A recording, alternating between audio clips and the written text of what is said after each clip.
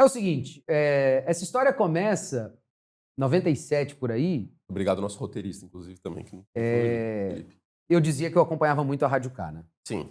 E além de ter o programa na rádio, o Cajuru, em Goiânia, tinha programas de auditório na televisão. Que fantástico. Exatamente. Então tinha os comentaristas que falavam lá da rodada e um auditório ali. Calma, era um programa tipo um ESPN League, assim, com auditório? Eu era muito pequeno, mas era mais ou menos incrível. por aí. E aí tinha uma galera lá, o Cajuru era muito famoso, Curti. Ele era muito grande em Goiânia e no Brasil. A Copa de 98 da Rádio K foi um acontecimento, porque eles estavam em todos os lugares. Por causa do Cajuru. Exatamente. A rádio era muito grande.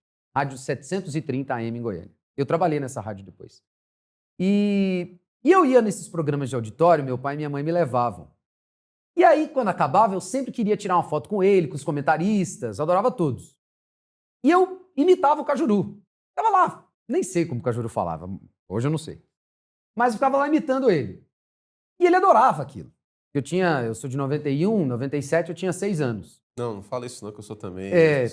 Estamos ficando velhinhos. Ele adorava aquilo. Aí eu imitava o Galvão, e ele sempre falava, você imita o Galvão melhor do que você me imita. E ficava bravo.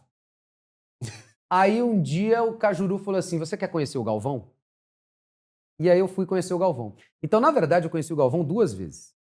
Em 97, a seleção brasileira foi em Goiânia fazer um jogo contra a Holanda. Era um amistoso. Holanda do grande Cocô. Eu acho que ele estava nesse jogo. O Galvão não fala Cocu. Acho que ele estava nesse jogo. Que é um ano antes do jogo de 98 da Copa. Da semifinal.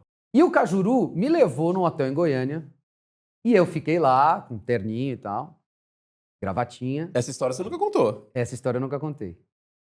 E aí o Galvão estava no hotel para fazer o jogo e tal. E ele era muito amigo do Cajuru. E aí o Cajuru contou pro Galvão, tem um garoto que quer te conhecer e tal, e veio o Galvão. A minha mãe levou um câmera lá, filmou e tudo. E aí eu bati um papo com o Galvão, e o Galvão achava incrível, né? Nossa, o garotinho já quer ser narrador. E aí ele assinou uma agenda, que eu tenho até hoje, minha mãe tem lá guardada em Goiânia, autografou uma agenda que eu tinha, me deu o número do escritório dele no Rio de Janeiro, DDD 21, e falou, se um dia você precisar de alguma coisa, tá aqui meu telefone. Eu achei aquilo incrível. Isso foi em 97. Em 98, o Galvão voltou para Goiânia, depois da Copa, para narrar Goiás e Palmeiras, início do Campeonato Brasileiro. Na época, o Galvão ainda narrava o Brasileirão em loco. Exatamente. Né? Esses dias eu estava com o Zinho, eu falei, Zinho, você estava nesse jogo. Era o timaço do Palmeiras, do Filipão. O jogo era num domingo, no sábado, eu fui para o hotel. Não lembro bem se tinha sido combinado com a afiliada da Globo em Goiânia, que é a TV Anhanguera.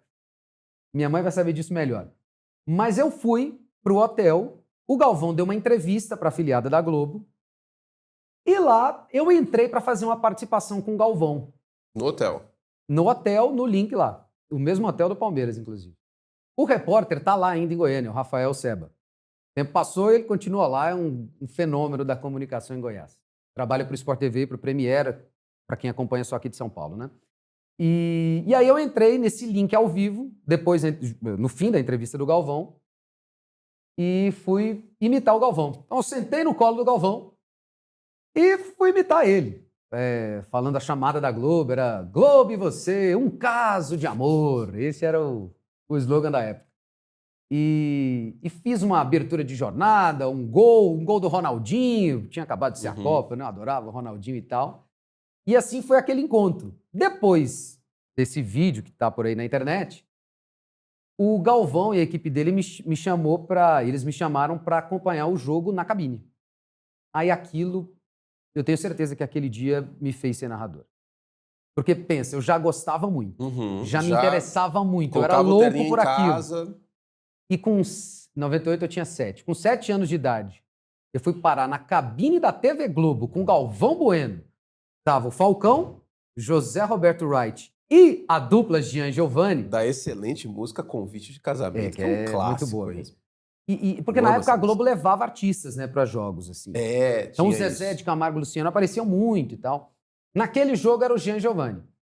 E eu assisti aquele jogo na cabine da Globo. O jogo inteiro você ficou? Fiquei, o jogo inteiro, eu e meu pai. 2 coisas me marcaram ali. A primeira e a mais boba de todas.